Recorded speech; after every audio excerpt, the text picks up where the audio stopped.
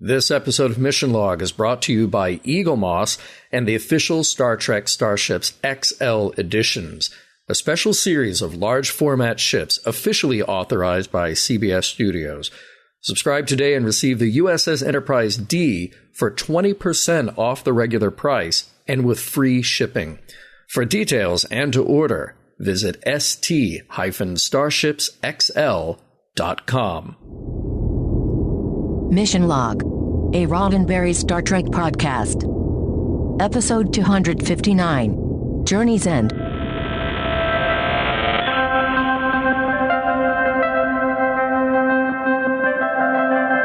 Welcome into Mission Log, a Roddenberry Star Trek podcast. I'm John Champion. And I'm Ken Ray. Each week, we watch an episode of Star Trek, taking it apart for messages, morals, and meanings, and seeing whether the whole thing holds up.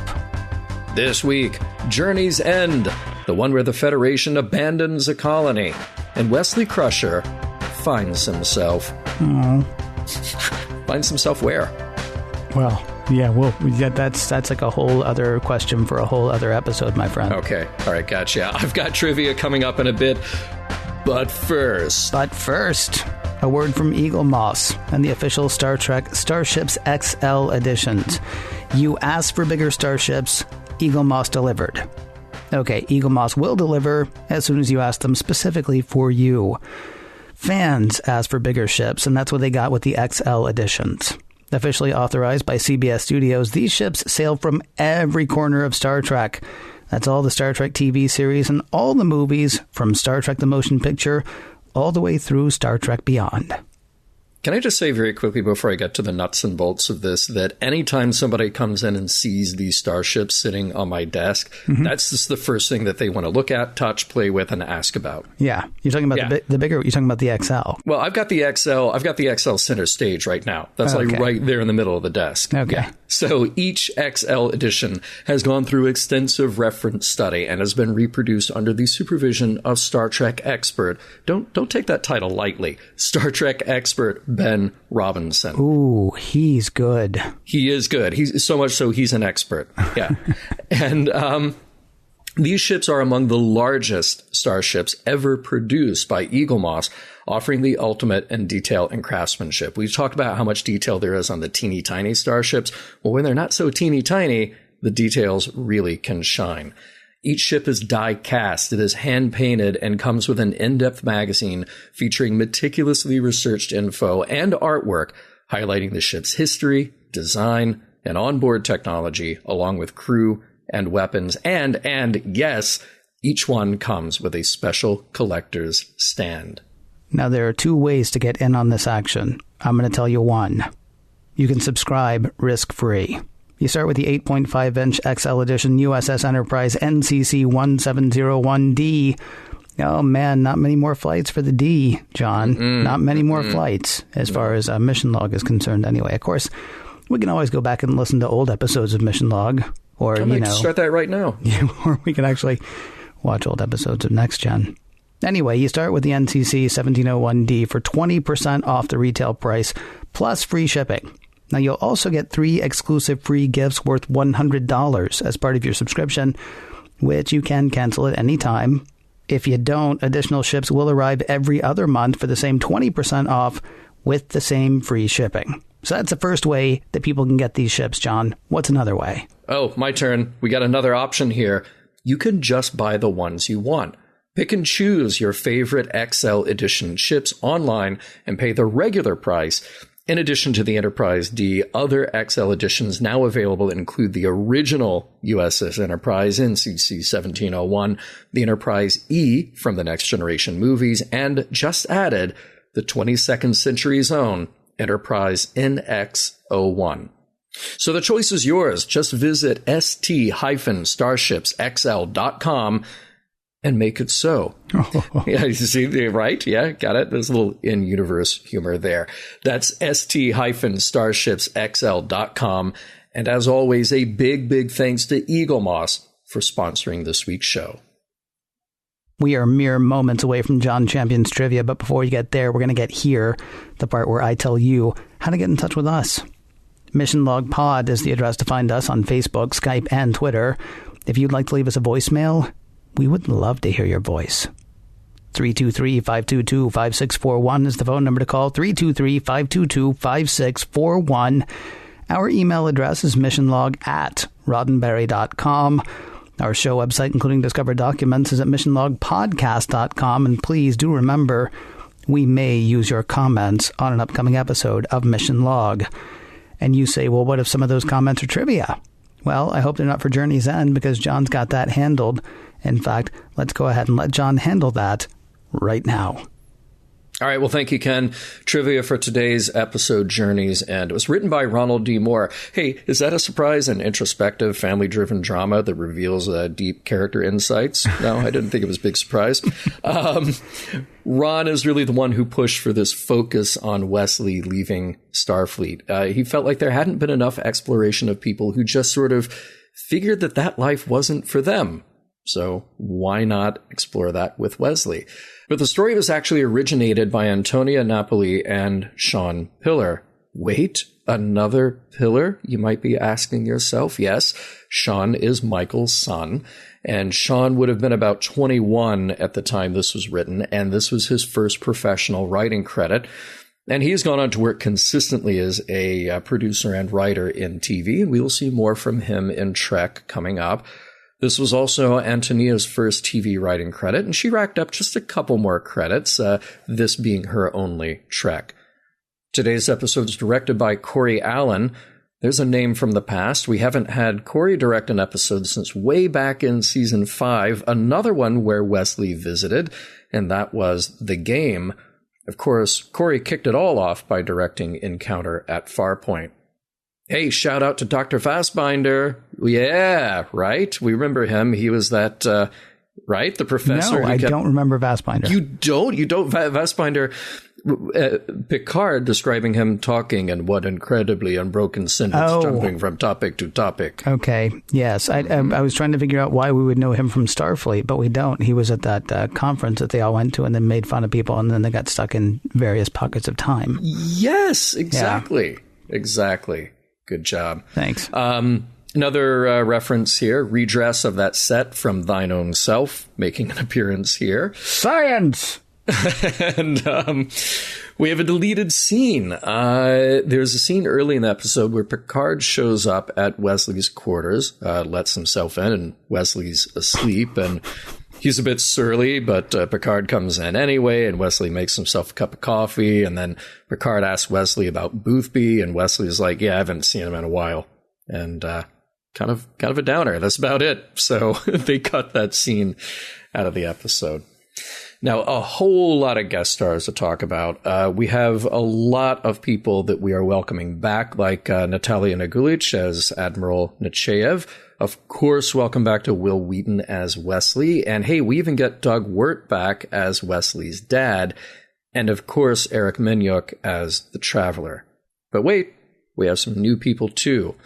LaCanta is played by Tom Jackson, singer and actor who may be best known from children's television series like Shining Time Station. He was born in Saskatchewan in the One Arrow Reserve, and he has a number of credits in Canada, including a long leading gig on North of 60, and that would be in addition to a lot of albums that he released as well. Now, Ned Romero plays Anthwara. Worth pointing out here that his career started in the early 60s, and he appeared once before in Trek in the TOS episode, A Private Little War.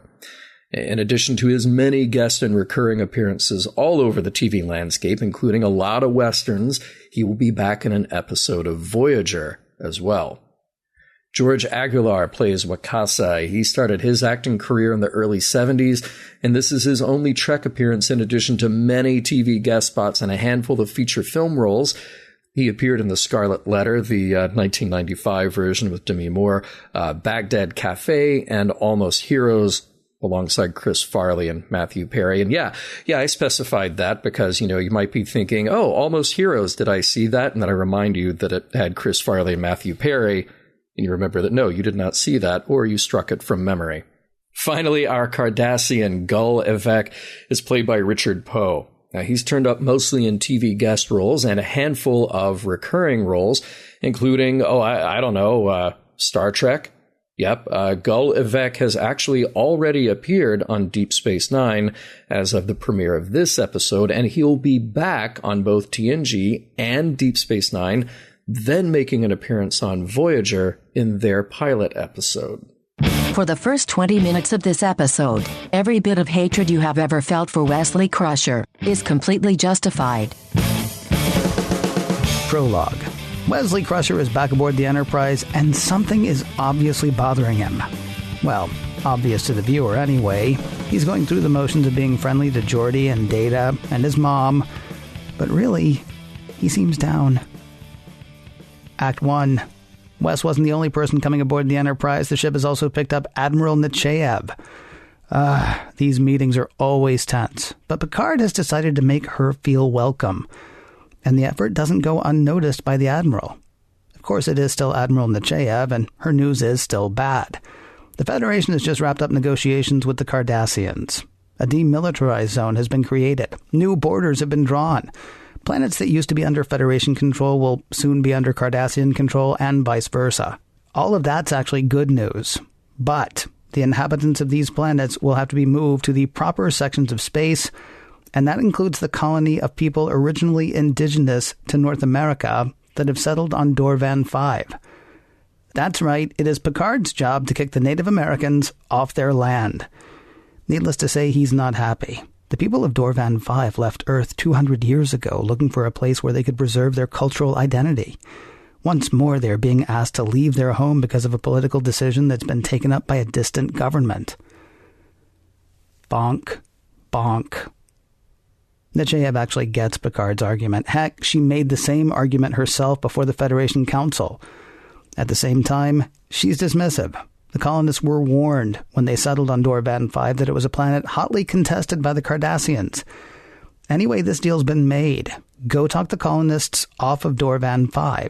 If they won't leave willingly, take them off. Nechayev thanks Picard sincerely for making her feel welcome on the Enterprise, and she's off. Wesley, meanwhile, is being a jerk. Seriously. Geordi shows him a modification he's made in engineering, and Wes stops just short of making fun of it and the engineer. He's gone away. He's learned many things. Manners not among them.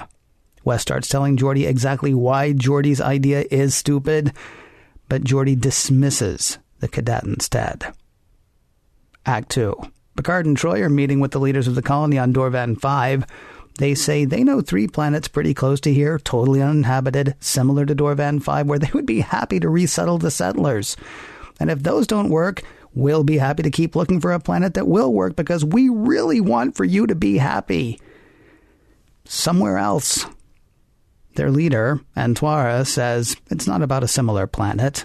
The skies of this planet, its mountains and waters. They welcomed him when they got here 20 years ago. Picard says he respects their beliefs. So then, says Antoira, you get why this place isn't just a place. It's spiritual to us. It took us nearly 200 years to find home. They don't want to spend another 200 years looking for what they already have. Troy has an idea. Let's stop for now and pick up again tomorrow. Antoira agrees. In the meantime, he's happy to accept an invitation for him and his council to dine this evening on the Enterprise. Speaking of the ship, that's where Wes is getting a serious talking to from his mother. You know, she says, you're being kind of a jerk. He says he doesn't need her telling him how to behave, and she's like, well, you shouldn't need me to tell you how to behave. I mean, hello, 4th-year Starfleet cadet. But he says maybe he's tired of following everybody's rules before storming out of the room. He doesn't storm straight to the colonist reception. He's actually late to that. That's cool, though. It gives us time to listen in on Picard and Antoira getting to know each other. Each sees where the other is coming from on the issue of relocation, though neither is so understanding as to change their position. But they'll keep talking, each learning of the other's history.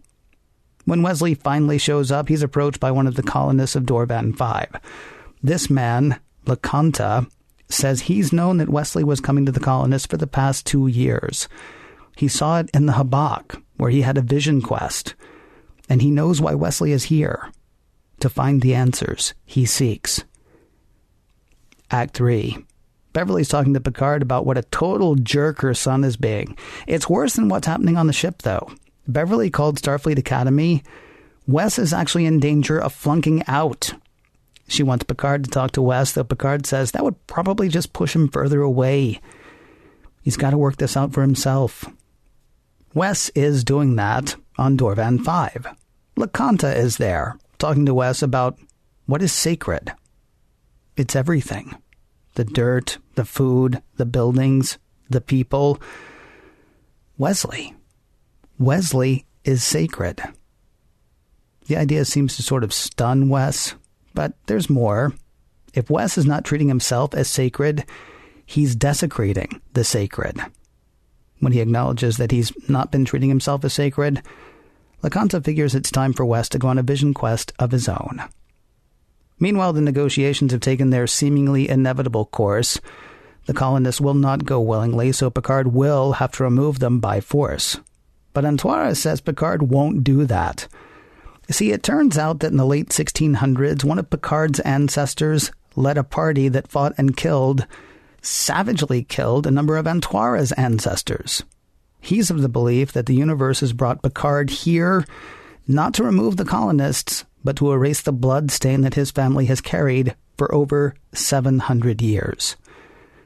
A shaken Picard heads outside, only to find something even more startling. Cardassians. Act 4. Yeah, Cardassians are a little early here. Planet's not supposed to be turned over to them for 6 weeks. Picard says their arrival may upset negotiations, but Gul Evek, the leader of the troop, is like, negotiations? This is our planet. What's to negotiate? He's there for a preliminary survey and won't leave until it's done. Fine, says Picard, but for now, this is still a Federation planet, and I will protect these people. How about we check on Wes and his vision quest?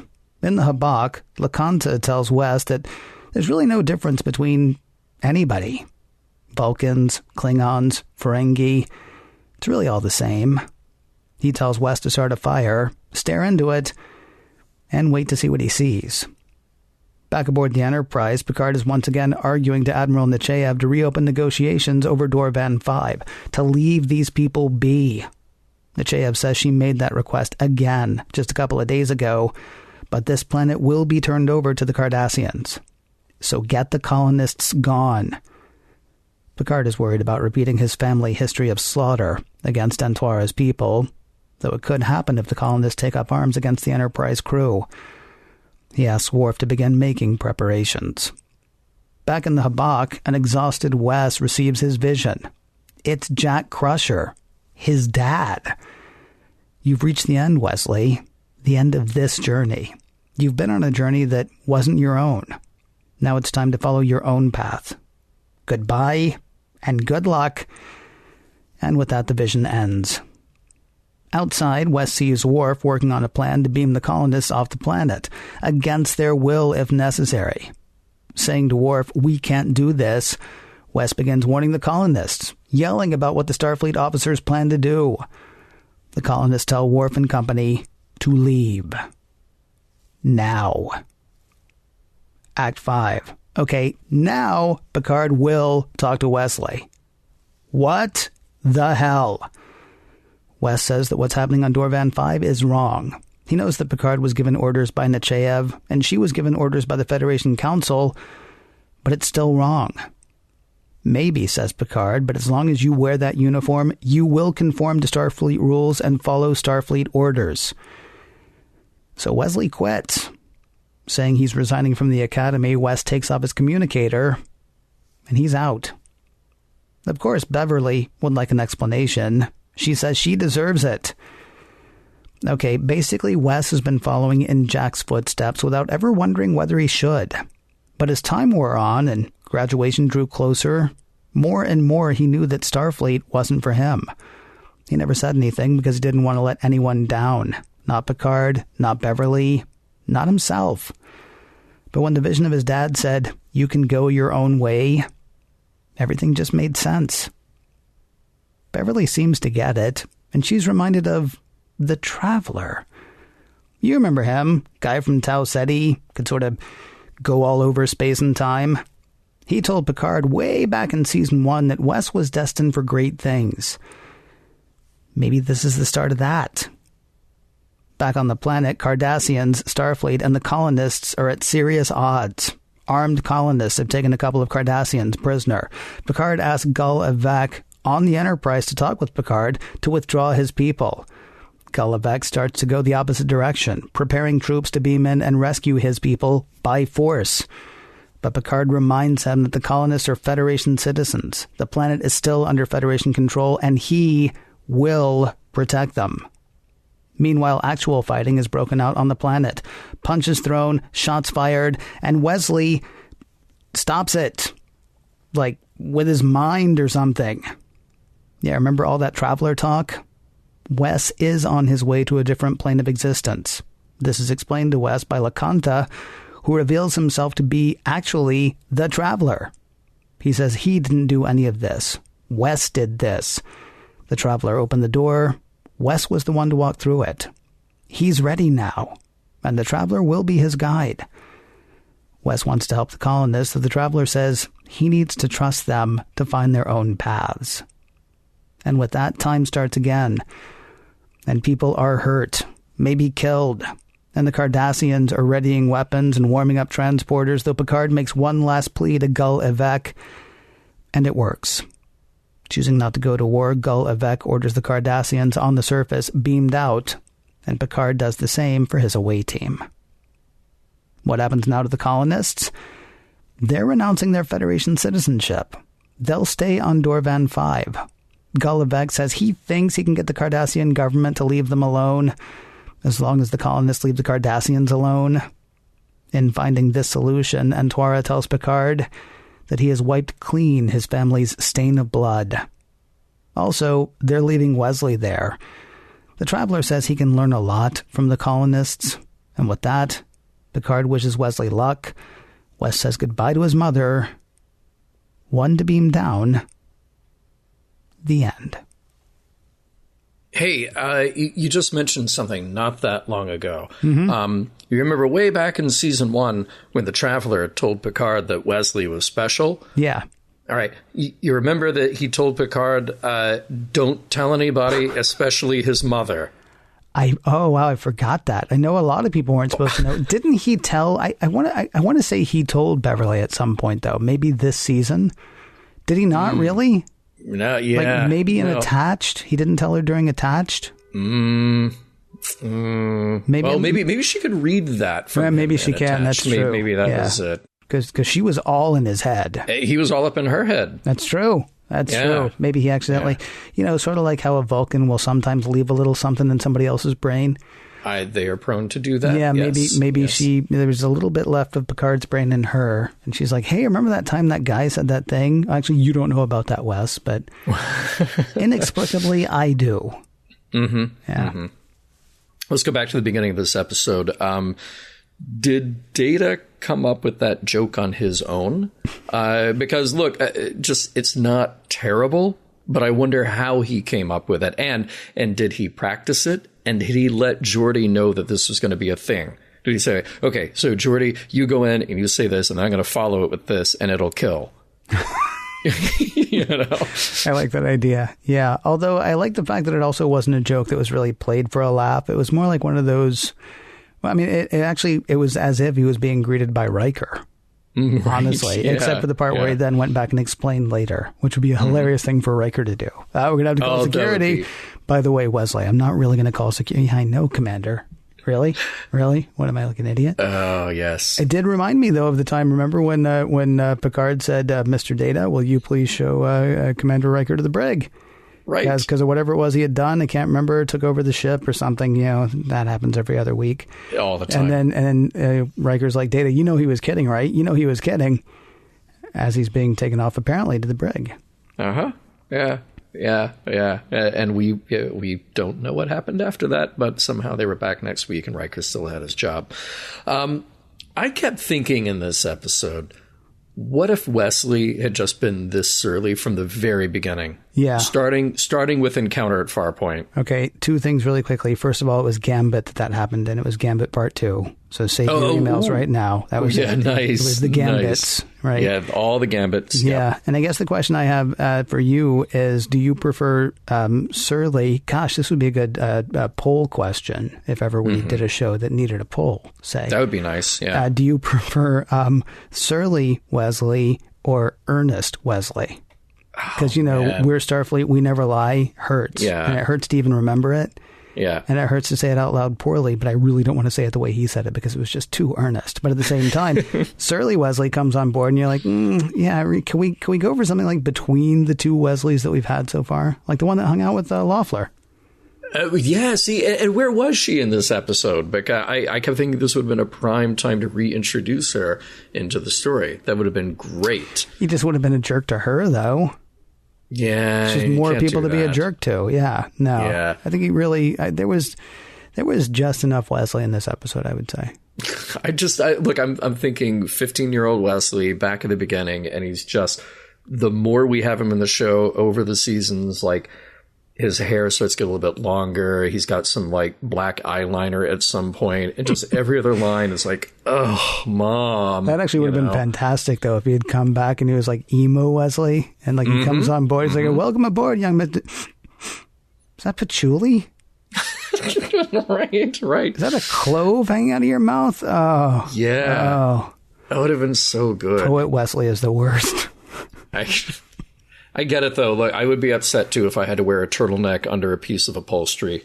Yeah, no kidding. That'll just ruin your day. Yeah. So as soon as they're done, the costume guy was like, okay, I need that back for the floor of my car. Right. Hey, look, I didn't take as many notes for our funny decompression that we do now in this part of the show. And I will say this, sorry to disappoint everybody. I'm not going to get into the food in the 10 forward scene the way that I normally do, because I watched it a few times and I kept going back and freeze framing, and it basically looked like bread, some cherries, some drinks, and a whole lot of flowers. Oh, you see, I think you're crazy. What? I love a good flatbread. I seriously love a good flatbread because it's almost like a good pizza, right? Sure. And that looked to me like a really good flatbread that they didn't even touch. No, well, no, they didn't. They kept going for all the weird stuff. It's like, I made a subspace call to your dude to find out what you like, and I found out you really like this, so here's this. And she's like, yeah, you got coffee? Right.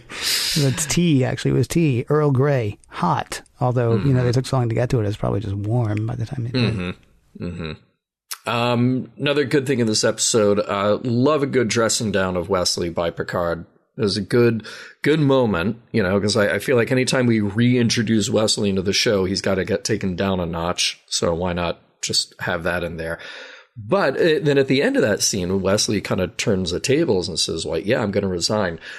It's funny to me how every time you need a dramatic moment with a Starfleet officer resigning or doing something dramatic, they take off the communicator and put it down on a table, right? Now the rank pips are one thing. The uniform is one thing, very, symbolic, but the communicator is a functional tool. So it's like, okay, I'm resigning. So now I can't get in touch with anyone else on the ship. And the computer will just be confused and point people to find me where the badge is. Do you suppose there's a way to port your communicator functionality to some other piece of jewelry?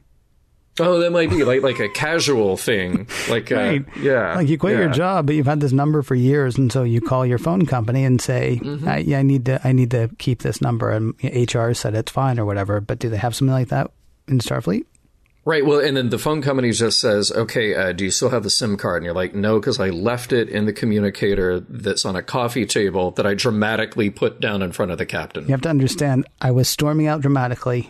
I did not have time to fish in there because what are we using now? We're using nano SIM or something like that. It's like, you can barely even see the thing, for crying out loud. Yeah. I did. I'll be honest. Part of me is a little kid. When Picard says, as long as you're wearing that uniform, I just wanted Wesley to take off his pants. It's like, you know what? Look at that. I'm not wearing the uniform now, am I? Boom. Oh, half of it, but right. And then he drops trow and walks out. And he walks through the halls and he doesn't care. Because what? He's done with this two-bit organization. Oh. And then, And then he's still got a way to call people because, Yeah, I still got the communicator. Still got the communicator, exactly. Yeah. It was a tearful goodbye at the end, and they beam Wesley down to the planet. But I thought if Wesley gets to go to other planes of existence, doesn't he get to come back? Like, couldn't he literally come back whenever and wherever he wanted? You see, I think once he really graduates, like, I don't think the Traveler is such a great pan-dimensional being, honestly, because it seems to me that, you know, you really ought to just be able to be everywhere all the time.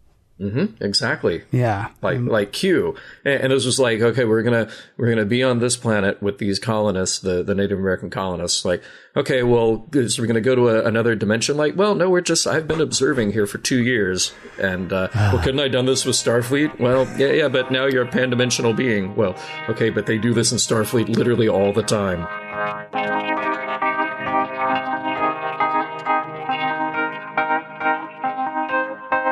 Pick a story. Any story. It is a Ronald Moore episode, so there are a few from which to select.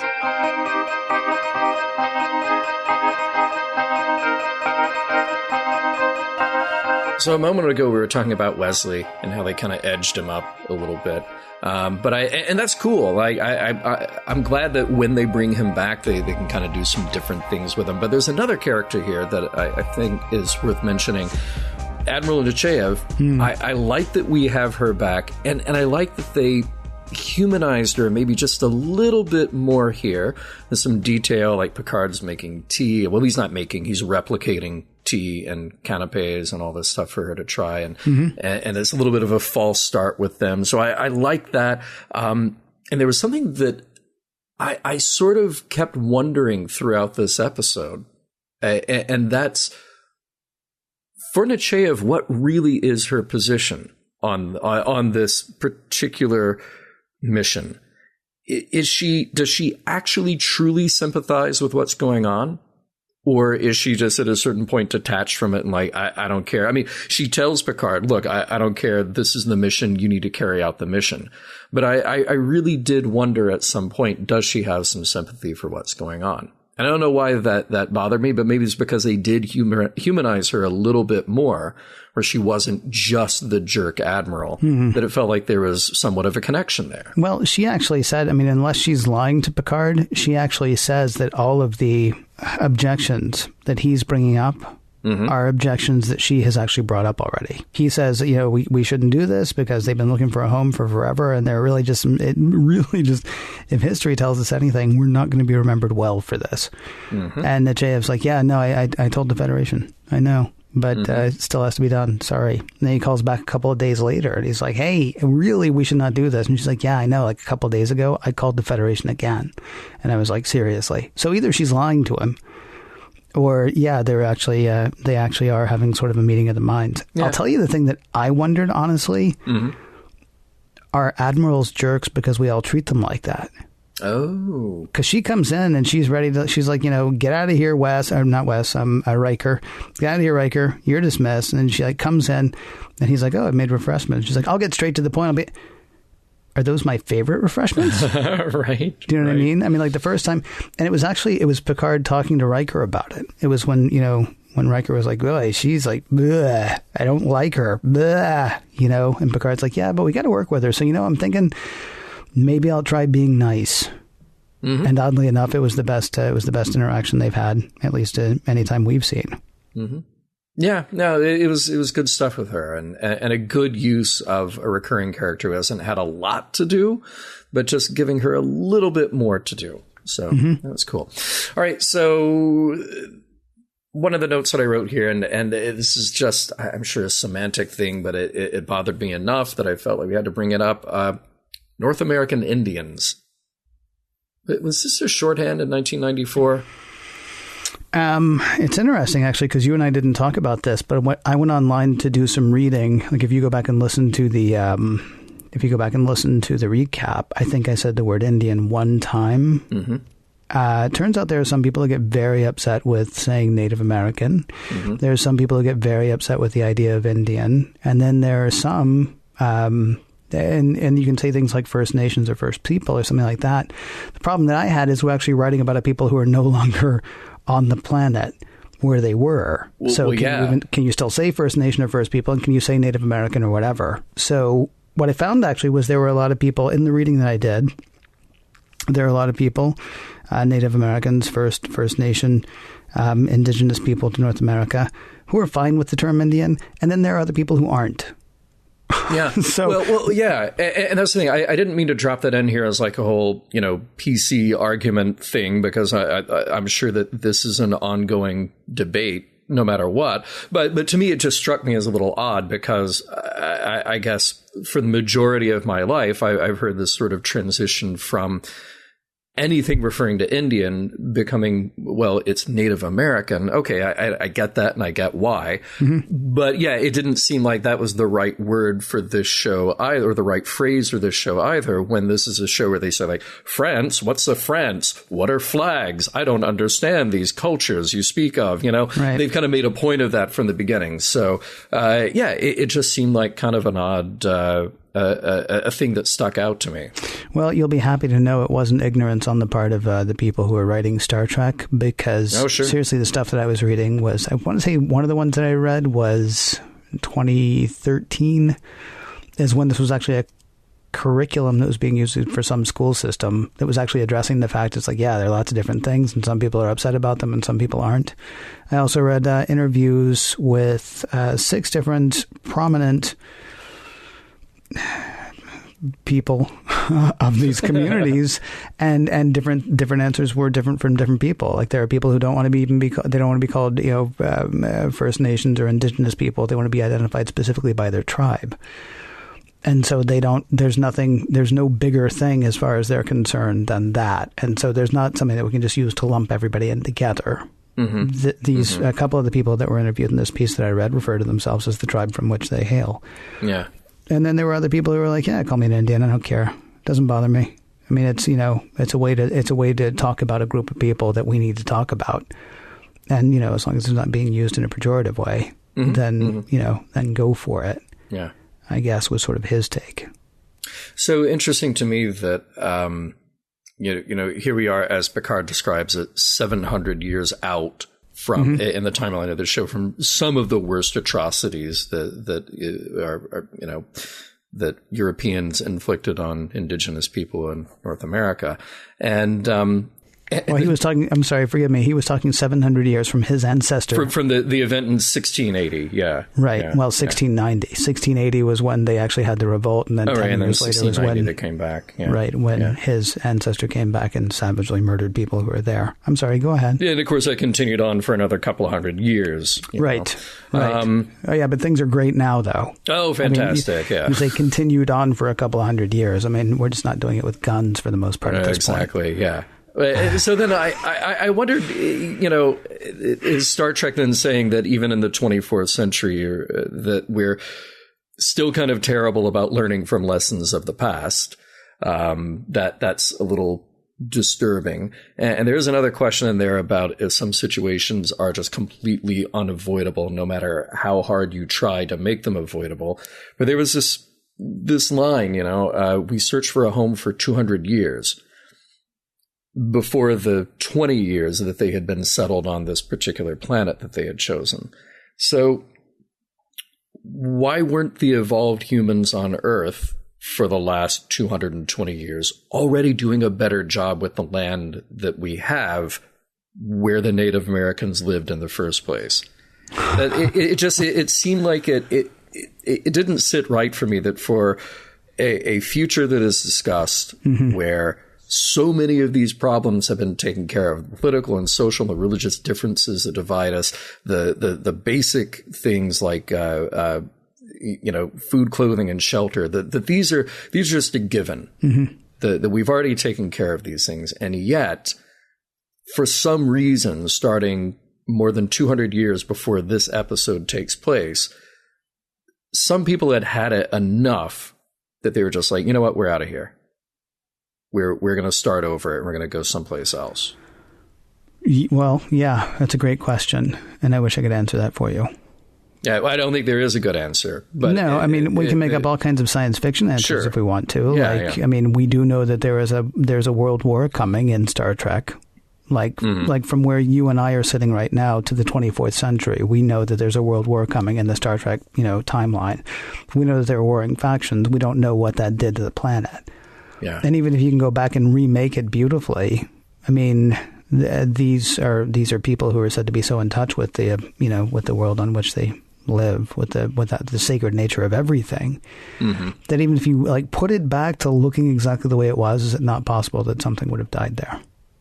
If you're going to be, that, I don't want to use the term mystical, but if you're going to be that mystical about it, or that in touch with sort of the sacred of everything. And listen, by the way, total white guy talking out the side of my head. I know that. Okay. I mean, there's a lot about this episode that I want to talk about, and a lot of it where I'm just like I'll never understand that. I don't even understand, honestly, I don't even understand community. Because I've lived so many places at this point that no matter where I end up, even if I go back to the place that I grew up, I'm from outside now. So, I mean, trying to get me to understand, feeling like the Earth, this particular part of some planet or this particular part of this planet is a place, with which, there's anything, a special draw or anything like that for me.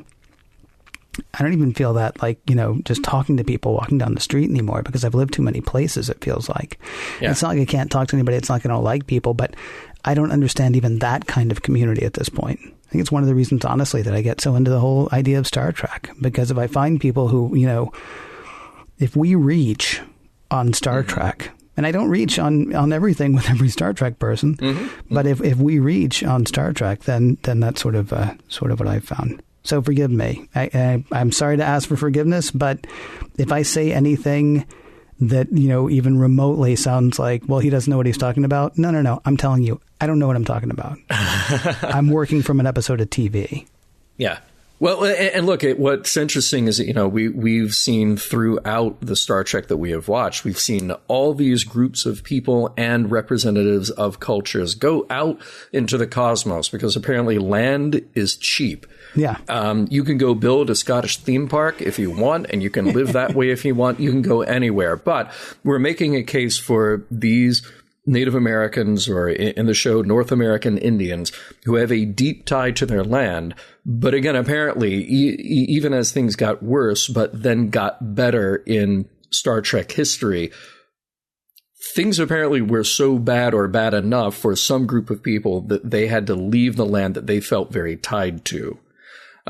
Whereas other people are just fine with saying like, oh, what would be great is we'll just go to another planet. You want to raise a kid on the moon? Let's go to the moon. You want to go here? We'll go, and really think nothing of it. This reminds me of this very interesting conversation from one of our Twitter followers very recently, replying to some comments that I had made in our episode about Homeward. And she was making the case that I might have... I'm sorry, can you remind people what Homeward is? Because I'm having trouble myself, but it's always helpful if you remind people. So yeah, Homeward is the one where Worf finds his not half-brother, his stepbrother. Oh, right. Living on the planet with the Ren Fair. And then they have to, the planet is dying, so they watch it die, but secretly his brother has beamed them up into a holodeck simulation and then take them to a new place. Right. So they have to sort of hide the fact that they're taking them to a new place. So I had talked about how, and sort of parallel to what you're saying here, that personally, I didn't really get the deep tie to the place. That to me, the culture was not the place. The culture was the people, their history, etc. And she was making the point to me on Twitter that, there are cultures that are very much defined by the location. And I get that. I really do. I understand that is a point of view. I understand that is a shared history among certain cultures. It's not one that I share. Like you, our sense of community and place is just very different. I've lived in 4 major cities since I was born, and I have to say that I think my ability to adapt and acclimate to those places has gone pretty well. I pretty much enjoy stepping out of the car or the bus or the plane or whatever and just say, oh, look, I'm in a new place that I get to figure out now. Yeah. But I get the point that she was making to me, that this was a culture who felt very tied to their land. And in this episode, we have a culture who is also experiencing kind of the same thing.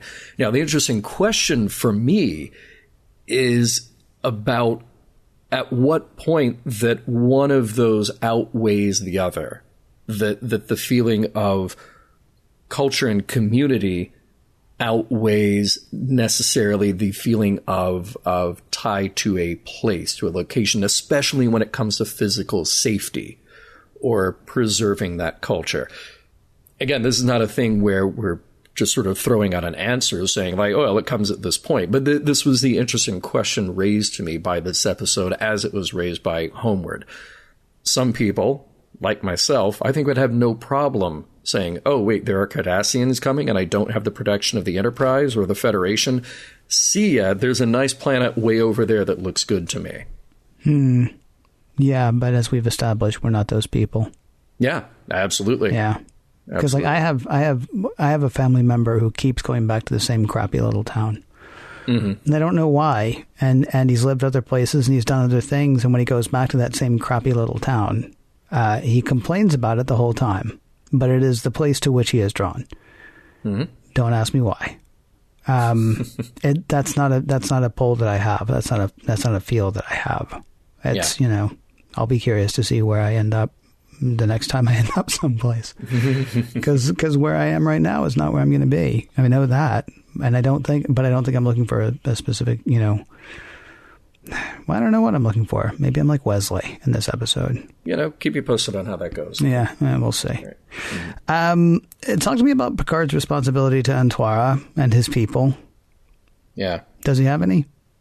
Well, I ask myself that a lot. Is there a generational responsibility? Can we apply that to things like reparations as well for wrongdoings? And the only argument that I've heard that really made sense to me, and I can't remember who made the argument or where, and maybe this will ring a bell with somebody in our audience and they can share it back to me, was saying that maybe a person or a group now, you certainly cannot pin them as the cause of a situation. But in the end, they may still have some responsibility. And responsibility is different from cause. You can be responsible from simply a moral standpoint, from a human standpoint, or a cooperative standpoint.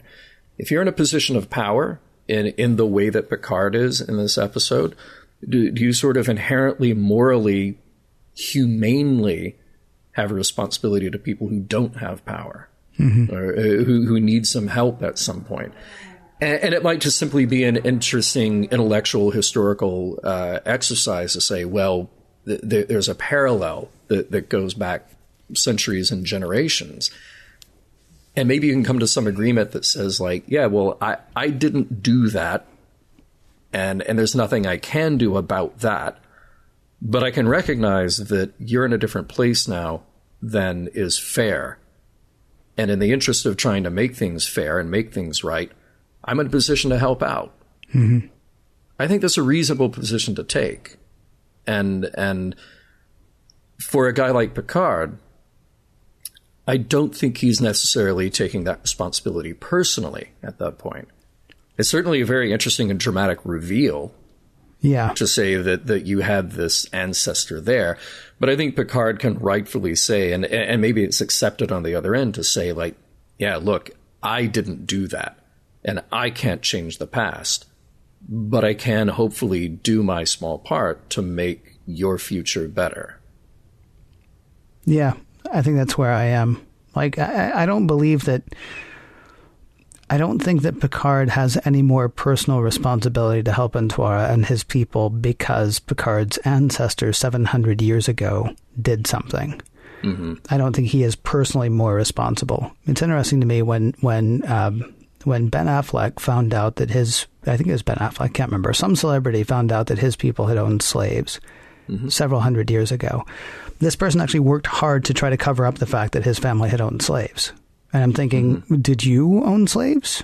I mean, and I don't understand, like, I mean, honestly, trying to cover it up seems worse to me. I mean, you go ahead and acknowledge it. You acknowledge that happened, but that does not mean that you are personally responsible for every evil that's out there. I think the bigger problem that I have is when there's evil out there, we should all be working to make it better. If people have ended up in a horrible situation because of horrible things that were done by people in the past, we should all be working towards that. Picard is not particularly responsible because of his ancestor, but Riker is just as responsible for helping these people as Picard is, as Wesley is, as Beverly is, as Geordi is, as everyone is, if they're in a position now of dire straits, I think. Now, this gets a little confusing then because these people are sort of putting themselves in the position of dire straits because they were told they shouldn't be there, and now they are there and refusing to leave and all that stuff. But I understand wanting to tug on Picard's heartstrings because, 23 generations ago, somebody that he's directly related to did a thing. Yeah. But Picard seems to me to be the kind of guy, in fact, I would argue Picard is the kind of guy who all the way through it was like, this is wrong, without knowing that he was personally involved. Sure. And then he finds out that he's personally involved and he's like, well, now it's wrong and ugly. But I mean, it's no more wrong because, it turns out my grandfather's grandfather's grandfather, I'm pretty sure that's not 23, but my grandfather's grandfather's grandfather was part of this whole thing. Yeah. I got another question for you as far as messages in this episode. This is a long segment, by the way, and I'm cool with it because there's I'm glad. We haven't even gotten to whether or not we like the episode. We're not going to for a bit. You mentioned earlier, deep, introspective. It must be Ronald D. Moore. I was talking with a few Star Trek friends the other day, actually, and we were talking about noticing different things about the different writers. You got Trek Pals? I'm sorry, Trek Pals. I guess, yes. Okay. Yeah. Sure. Okay. These are, well, no, it's funny, actually, because these are people who were originally Mac Pals, but they're also, turns out they're also all into Star Trek. And so I don't know. But anyway, yes. So they were talking about never having noticed before that certain writers have certain things. You want body horror, you call Brannon Braga. And we talked about, they were talking about Ronald D. Moore. Then I expressed a certain amount of frustration about his episodes. And they asked me why. And I said, because the man never met a word he didn't like and didn't want to introduce to everybody. That said, he does give you a lot to play with. He does give you a lot to think about. And I found myself wondering, who was Wes to Gene? Now, for people who don't know, Gene Roddenberry's full name was Eugene Wesley Roddenberry, right? And can we say what his son's name is? Rod. Okay. Are we allowed to say any more than that? Yeah, we are. Okay, so his son's name is Eugene Wesley Roddenberry II. Yeah. Or Jr. So Wesley is a name for Gene Roddenberry. And I kind of always thought that Wes was Gene putting himself on the Enterprise in a fun sort of I'm a kid in a candy store kind of way. Oh, it is 100%. Yeah. Okay, you say it's 100%, but he already had a son whose middle name was also Wesley. Was he also putting his hopes for his son on the Enterprise? Because I don't know the answer to that question. But when Wes, all of a sudden, because when Gene Roddenberry was alive, Wes was on this one track. And then a few years after Gene Roddenberry dies, Wes is off on his own now. He's going to go do his own thing instead. And I'm not saying they dishonored the Wesley character by changing what Gene wanted. I'm actually just wondering, do we have any idea who Wes was for Gene Roddenberry? Well, I mean, from the beginning, I always thought that, he's the representation of Gene as himself, as this, like I said, the kid in the candy store. Yeah. That's exactly how I always thought of him. He's also growing up in an ideal, right? I mean, he lives in even though, I guess it wasn't until Gene died, actually, that Wes started sort of feeling the feels around Jack's death. Yeah. Well, no, that's not true, because the episode with Jeremy Astor, but that was one that Gene was actually against. Right. Huh. Yeah. Oh, it's all coming together now. Well, no, it's not. Actually, it could still be any number of things. That's the thing, right? Because Gene Roddenberry, he had two pennies to rub together by the time Rod was born, and so he may have been writing a future for his offspring, for his lineage, where everything's awesome and perfect and great, or he may have been just trying to put himself in that fun time. And what brought that up for me is I actually like Jack's message to Wes. which I think can be boiled down to a couple of things. Assess and reassess, and don't be afraid to be yourself. Yeah.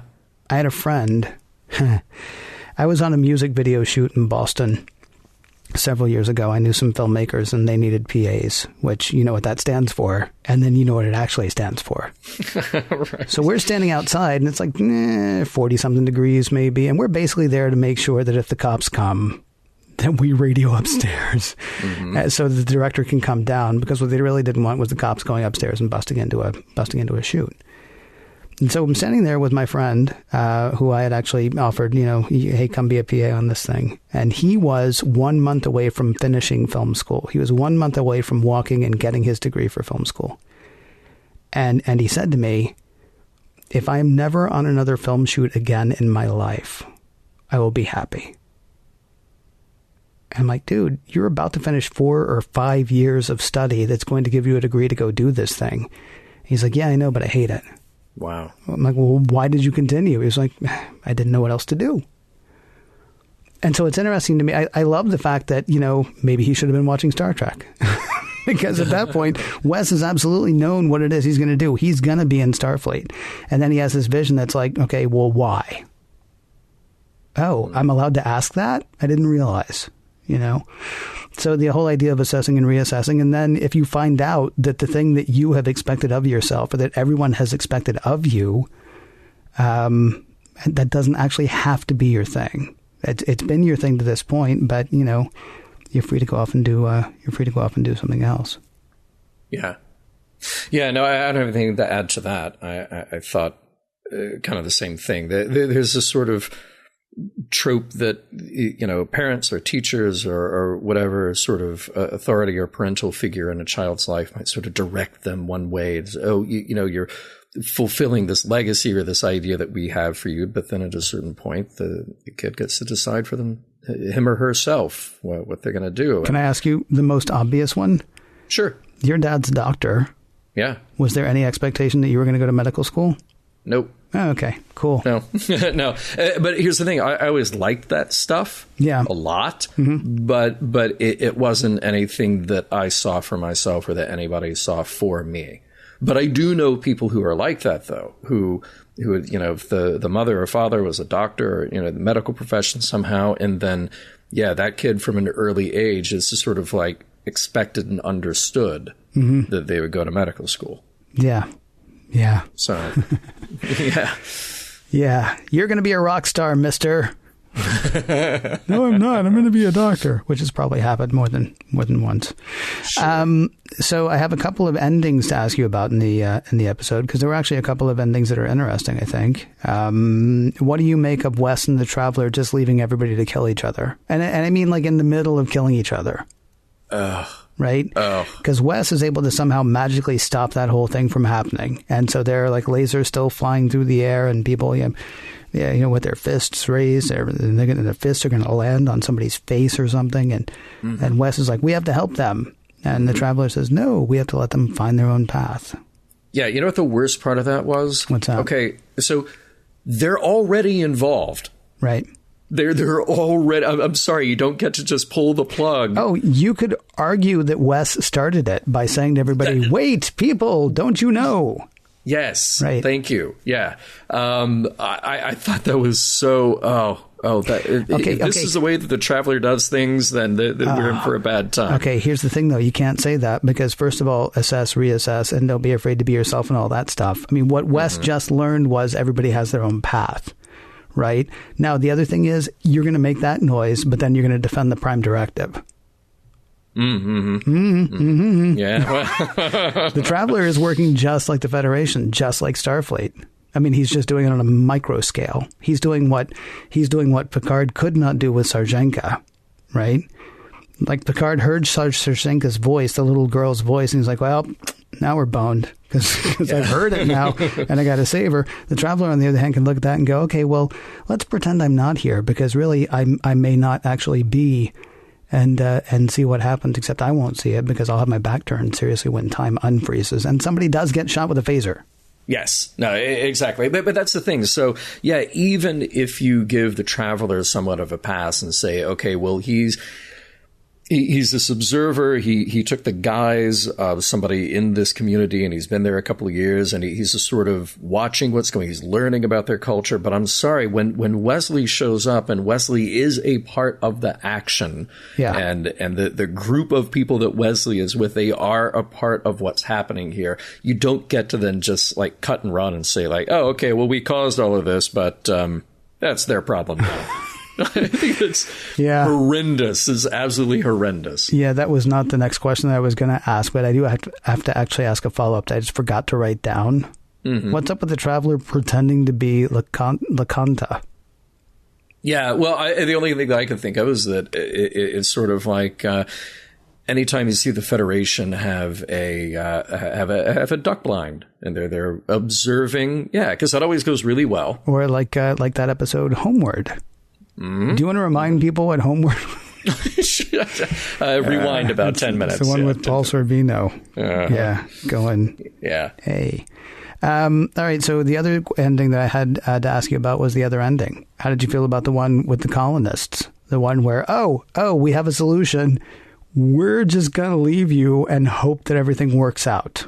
Yeah. On the one hand, it's kind of cool because that is what the colonists want. Mm-hmm. I really felt like, though, we spent the whole episode trying to find a solution and deciding, or not. Yeah. Well, you have to wonder, would the Federation really be serious about that and just ignore any call for help? Wow. I assume so. Wow. Yeah. Because that's, of course, the one treaty. Yeah. that the Earth-based organization would be fine with. I'll leave you to die. I think we can do that. I think we can actually do that one. Yeah. Well, see, and here's the thing. Again, I have to ask, in the world of Star Trek, and we only see a handful of these colonists, but you've got a half dozen people making a decision like this, say, no, we're going to cut all of our ties with the Federation, with Starfleet. We'll be in this place that is now under the care of this hostile government. Right. That's cool. We're all good with this, except for the one guy in the back who's waving his hand saying, no, you know what? I think I'm better off going someplace else.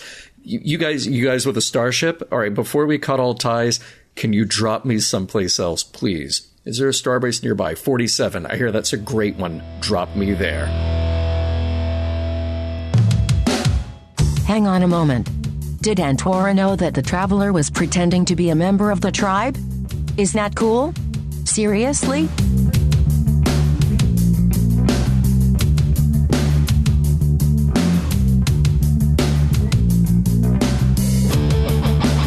Well, here we are. The end of the episode. The episode being Journey's End. Curious, John, what you think about this episode. About the messages, the morals, the meanings. Whether you think this episode holds up. So you know what I'm going to do? What are you going to do? I'm going to ask you those questions. And for a shot of the unusual, I'll start with the one about whether it holds up. I like that. I like that question a lot. Yeah. I'm a little... So, John... Yeah. Oh, okay. We're formally doing this now. Do you feel as if this episode, this Journey's End, holds up? I am a little torn. So what I don't love is Magic Wesley. I want Wesley to be relatable, and I also want him to be awesome at his job. But I'm not crazy about him being magic. I just I have a little bit of a problem with that. I also just, generally speaking, I take most things that are quote unquote spiritual with a grain of salt. And I'm not usually a fan of stories that are started or resolved by divine revelation or vision quests. But at least in this instance with this episode, they were revealing things about character motivations. So whatever. Fine. Okay. Wesley had a dream and he saw his father. Okay, fine. And the Traveler is just a guy who operates with different science. So whatever. Right. So that stuff kind of left me vacillating between love it or hate it. But the political stuff was very Star Trek, though. It felt like the kind of thing you'd run into in the original series, for better or for worse, that we're just going to literally have Native Americans living on a colony somewhere, and then we have to go relive some horrible political reality of what happened to Native Americans on Earth, and now just transpose that to outer space in the future. That felt like a very TOS kind of thing to do. So I love that they attacked that and discussed it. I still think the resolution is questionable. But again, you end up with situations that are just unavoidably bad situations with unavoidably bad or potentially bad resolutions. Yeah. Well, we won't know until they visit them in 20 more years. We'll get to that episode, I'm sure, where they come back 20 years later to see what happened. Seems very likely. Yeah. So I think for that alone, just the idea that it felt like we were taking on a big issue and we were putting these characters into a difficult situation, I'll give it a pass. The Wesley stuff, I'm kind of, it depends on the day you catch me if I feel like that was worthwhile or not. But the other stuff, yeah, I'll go ahead and give it a pass. How about you? Well, what's funny is I'm actually more intrigued by the Wesley stuff than I am the political stuff. And I think it's because we finally have resolution with Wesley here. Like you said, you're not sure how you feel about the resolution in this episode. And I think there's really not a lot of resolution in this episode, except I really appreciate the fact that they went ahead and tied up the whole, Wesley special. He's like Mozart thing that the Traveler said way back in season 1. And I also like the fact that Wesley, look, he was fast tracked for captain someday. He just was, because, he was on the Enterprise and he was perfect, and he could do all the weird physics stuff that nobody else could do, and like without even really thinking about it. I mean, he was drunk in that one that's like the other one. It was like the second episode of Next Gen. Where no one has gone before. The Naked Now, thank you. Yes, he was drunk in The Naked Now, and he was still able to figure that out. I mean, that's how good he is, right? He is destined for greatness in Starfleet. And then one day he's like, maybe not Starfleet, though. And that's a wonderful thing for him to have done, I think. And so for that, I like it. I'm also okay with how insufferable he is at the beginning of the episode, because he's supposed to be. I wish it weren't so obvious, but I do like the fact that, that we get to see him turn into something else, as opposed to Ernest from, minute 1 to minute 48, as he was in seasons 1, 2, and 3, I guess, to, he starts off one thing in this episode. He becomes something completely different by the end of the episode, but he's still the same guy. That's really neat. You can tell by the amount of time that we've spent talking so far, this is an episode with a lot of really meaty ideas. As well. And so that's usually enough to get into, yes, it works for me, or yes, the episode holds up. I'm still not 100% certain the episode holds up, except that it does give us so much to talk about, and it does deal with something that we introduced literally 7 years ago about a character. As for the resolutions, though, besides Wesley, we leave the colonists to their own devices. That doesn't feel great, but not even like in a private little war, at least in a private little war, which, of course, was the one where we found out that the Klingons had taught, some aliens on some planet how to make weapons. And so they were getting it over on some other aliens who lived on the same planet. Well, actually, they were people who lived on that planet. Only to us would they be aliens. But the ones that Kirk knew were actually sort of taking it on the chin, because the Klingons were arming them. And so then we started arming our side. And then basically it's a metaphor for Vietnam, or a parable for Vietnam at the time. We don't even do that here. We're just going to take the Cardassians' word that they're not going to do anything to this colony, this peaceful colony with next to no weapons. But if it turns out the Cardassians are not as good as their word, we're also not going to do anything to help them. So that doesn't really feel like resolution to me. I mean, the good part of the resolution is we didn't just say, well, no, we know what's good for you, so we're going to go ahead and move you away. Okay, that part's good. They left them to their own devices is good, except they just left them to their own devices, which it almost feels like, glad that's not my problem anymore. And I also don't like the part where Wes literally is talked into walking away from people who are literally about to die, legitimately in harm's way, physically in harm's way. And he's like, we need to help them. And the traveler's like, no, we don't. And Wesley's like, okay. And that's it. You watched Firefly, right? Oh, yeah. I can't remember the episode, but the end of one episode, Mal is just getting beat all to hell by whoever the bad guy is in that episode, and Jane and I forget who else is there, and they're watching, and Mal's just getting beat up, and Jane says, like, we have to go help. And then whoever it is with him, Zoe or somebody, says, no, this is something the captain has to do for himself. And you hear Mal go, no, it's not. No, it's not. Yeah, young Frankenstein as well, when they're trying to help him up the side of the building. And Dr. Frankenstein is like, no, he has to do this on his own. And the monster's like, yeah, I don't really understand that. I feel like... I mean, unless that's just the whole everybody has to find their own path, which really does seem to be the message in this episode. Mm-hmm. And yeah, I guess you can applaud Starfleet for not letting these people, or for not forcing these people against their will to do something. I really just feel like they just left them to die, though.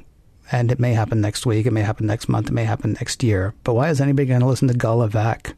Like, yeah, okay, I know we got a planet, and I know we really like moving into planets, especially where there are people we can oppress, but not this one. Yeah. Just because, I'm not feeling it on this one. Oh, okay, Gullivac, what's the EF? So what do you say, Gull-Flavac? I say we take them. I'm your Cardassian. I'll be right there. Uh-huh. Yeah.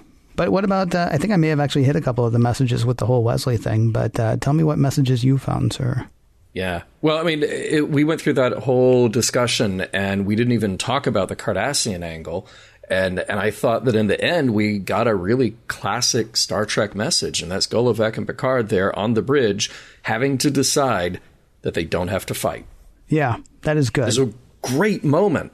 That was such a good moment in this episode. Although I will be honest, part of that sort of like rankled me a tiny bit when Gullivac says, I lost 2 sons in the last war. I don't want to lose my 3rd. Mm-hmm. So if he'd been a single gull. Yeah, right. Then he'd be like, no. Maybe he just kept on going. I'm sending down all of the people from my ship. Oh, I shouldn't have told you that because now you'll beam over to my ship. Sending down half the people from my ship to shoot up this planet because I don't have any kids and I don't know the true horror of war. I mean, so but that's nitpicking. Kind of that's nitpicking. But that's sort of the classic problem we run into with empathy, with suddenly people deciding when a problem hits close to home, then they can have empathy for the situation. Then they can decide that they actually care about the repercussions of their actions. Mm-hmm. So, Gullivac may not have learned that before, but he's learning it now, or he has learned it with the loss of his 2 other sons. But great moment of them on the bridge and Picard pleading like, we don't have to do this because we know what the outcome will be. Really nice to see that. We learned that compromise is possible, if not perfect. I mean, I think we can certainly argue about the problems with the compromise in this episode, but they do reach a compromise. And it's a compromise that does not involve being forcibly removed from the planet that these people have chosen. May not be the best answer in the end, but it seemed to allow them all to leave the negotiating table. And I guess the other one that you've hit on that, resonated with you here was for Wesley, to follow his passions, even if it's not what he is expected to do or thought was expected of him before. Yeah. That he needed to go do that on his own. Yeah. That's the one really for me that resonated. I mean, I agree yours are there and yours are interesting, but the one that I really take home with this episode is, if you've always known what you're going to do, or you've always decided what you're going to do, or you've always known who or what you're going to be, or, how you're going to be, or any number of things. If you take another look and find out that what you've always known about yourself isn't quite right, or it turns out not to have been true, don't be afraid to follow that new idea. Don't be afraid to entertain that new thought. Don't force yourself into being something that you actually don't want to be just because you always thought you would. Mission Log is produced by Roddenberry Entertainment. Executive producer, Rod Roddenberry. Now, Roddenberry does all kinds of things, including podcasts. You may have heard of at least one of them. So you can check out our show, as well as Mission Log Live, Women at Warp, and Priority One over at podcast.roddenberry.com. And if you want to help support our show, patreon.com/missionlog is the place to do that. For more exciting Star Trek podcasts, check out Trek FM at trek.fm. And for the latest in Star Trek news and discussion, be sure to visit trekmovie.com. Next week, Firstborn.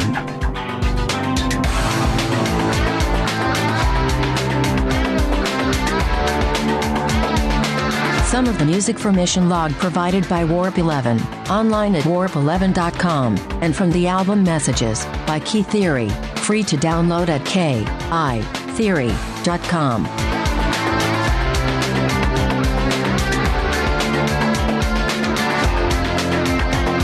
Firstborn.